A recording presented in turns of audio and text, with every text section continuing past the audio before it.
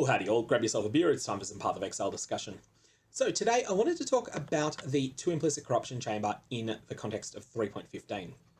And Alva's 2 implicit corruption chamber is something I like to put out a sort of list of suggestions for items that you may want to double corrupt.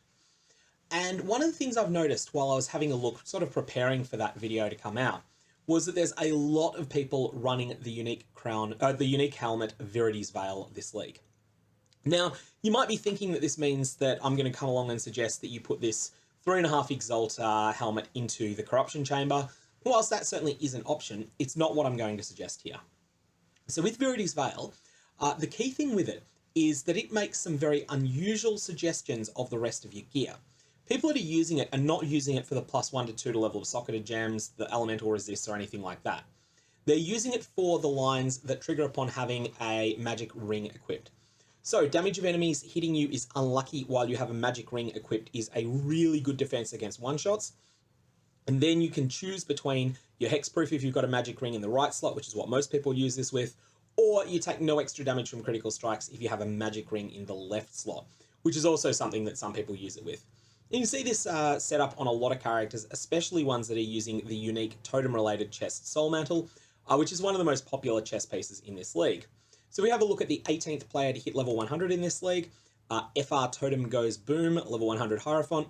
You'll see that they're using a Viridi's Veil. You'll notice this isn't corrupted. And then they're using a 2 implicit corrupted Soul Mantle here, which has 1 useful corruption for them and 1 that's just a waste for them. But, you know, they want it for the other corrupt and it's still worth using. You'll notice that they are using Essence Worm, so a unique ring in their left ring slot, and they're using an uncorrupted ring in their right slot. So this got me thinking, surely this makes a pretty compelling case for crafting rings, magic rings, which are really cheap to mass produce, and then 2 implicit corrupting those. Because you can get a lot better than 36 to fire resistance as your implicit slot on a ring like this that is being used in conjunction with Viridi's Veil. And so if we have a look at the list of corruptions you can get on rings, there's a few that stand out. So there's a number that relate to flat damage. These are pretty common rolls. Then there's Granting Anger, Granting Anger or various other auras, which is unfortunately a bit of a waste of space usually. You generally don't want those. Then we have the All-Star. Bleeding cannot be inflicted on you, and also cannot be ignited, cannot be poisoned. Getting any of these 3 is amazing. Getting 2 of them together is an absolute massive jackpot. You'll note that bleeding cannot be inflicted on you is a very rare outcome with a weighting of only 100. And additionally, it requires an item level of 85. So keep that in mind. We're going to keep that 85 in mind, even though the other mods we're going to want to roll on these rings aren't going to require that. So then there's a bunch of other things, attack speed, cast speed, that are all good. But then there's a whole lot of really solid aura related things. Now, what's interesting here is if you're in a trade league, you might not have any real benefit for Wrath has 17% increased aura effect. But if you get this as a ring corruption, then someone else is likely going to be playing some sort of totem build with Soul Mantle that can take advantage of Wrath. And as a result, you'll find that you will get a use for all of these aura effects. Determination is probably a complete dud. Discipline is less useful, and Grace is somewhat less useful as well. But all of the offensive ones, there will be a use for them for someone. And that's what you're looking for. You're looking for a situation where, with your 2 implicit corruptions, you're gambling very little because you're only gambling a ring that costs a few dozen alterations to make. You've got bleeding cannot be inflicted on you as a jackpot that you can hit, and you've got a bunch of other good outcomes that can come up. And so that's why I'm going to suggest that if you are thinking of using the 2 implicit corruption chamber this league, that maybe what you want to do is 2 implicit corrupt well-rolled magic rings. So what sort of mods do you want on them? Well, I had a look at the people who are playing Viridi's Veil in conjunction with Soul Mantle. So that's 1,124 players, or also people who are just using Viridi's Veil without Soul Mantle. Of that 1,253 players, there are exactly 3 that are Chaos Inoculation. For everyone else, Life is probably the best prefix available. And so for that reason, you want your prefix to be exactly Virile. And you want it to be at the higher end. So you want it to be a 78 or 79 roll for Virile. So don't just settle for 71. Use Divine Orbs until you've got it into the 77, 78, 79 range. You kick yourself if you hit bleeding can't be inflicted on you but you've only got 72 life on the item. Then for a suffix, there's a couple of options. You could try to roll of Mammoth, which is a chaos resistance roll. That is really, really strong. Or alternately, you can go to the crafting bench and you can craft on the various hybrid crafts that are available. So when I'm talking about hybrid crafts, I mean things like, not that one, things like 16 to 20% lightning and chaos resistance. These are also pretty good, and in many cases they can be better than the of Mammoth. What crafting base should you use?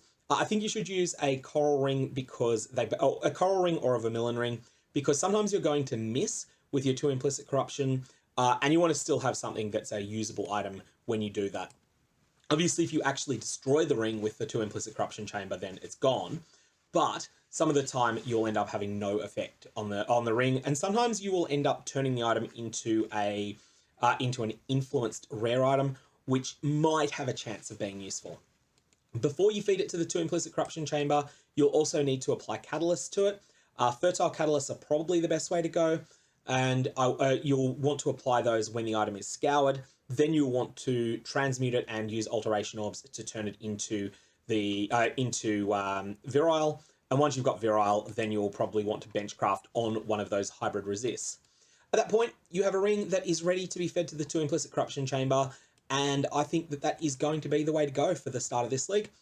This advice may change over the league, but with the amount of people using Viridi's Veil, and also the fact that Viridi's Veil is expensive, which means that the people that are using it can afford the best rings available, this is going to be what I suggest using the Corruption Chamber on at the moment. In terms of other items, though, there's always really good options like Call of the Brotherhood. That is still always going to be a really good choice, as is Prism Guardian. Prism Guardian and Chevron's Wrappings will always remain good choices. I've gone away from recommending Victario's Influence now. Victario's Influence is a good item to have a 2 implicit corrupted version of, but its value is down because there is now a divination card for a 2 implicit corrupted one.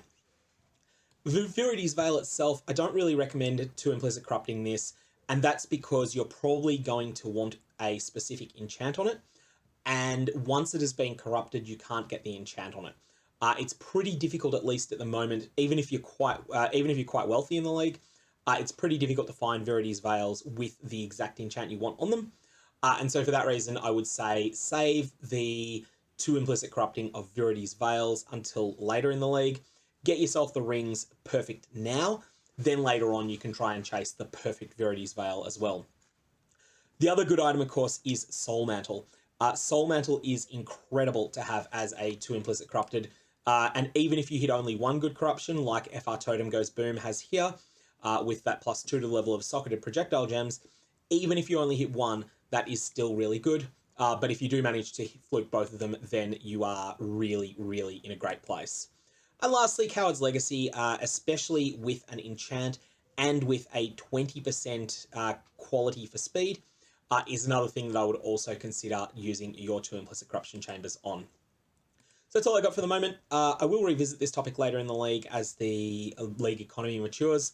But for now, I suggest that you 2 implicit corrupt rings that are magic and that are to be used with Viridi's Veil. Don't need to worry about any of the influence mods on them, because most of the people that are using Viridi's Veil require life as their prefix and would rather have need to get their resist somewhere, and they may as well get them on the suffix of the ring.